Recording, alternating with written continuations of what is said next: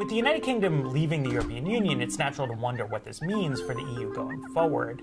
And there's really two different ways to think about it. One, if you want to be optimistic about the European project, is that the EU could actually be stronger without the UK in it.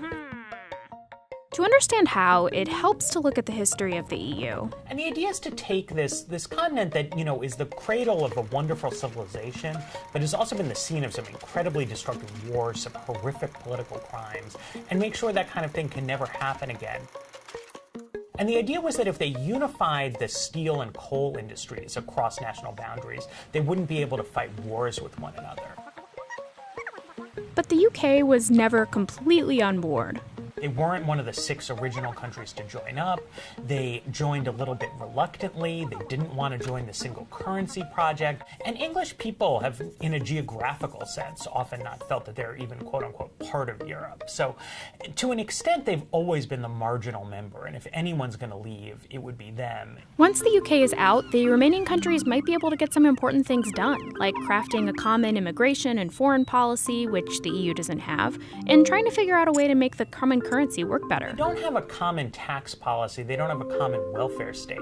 It may be easier for the countries that remain to build sort of stronger institutions, and you may ultimately see a sort of a stronger, even though it's a smaller Europe. That's the optimistic view. Another view could be that we're looking at sort of the beginning of the unraveling of the whole thing.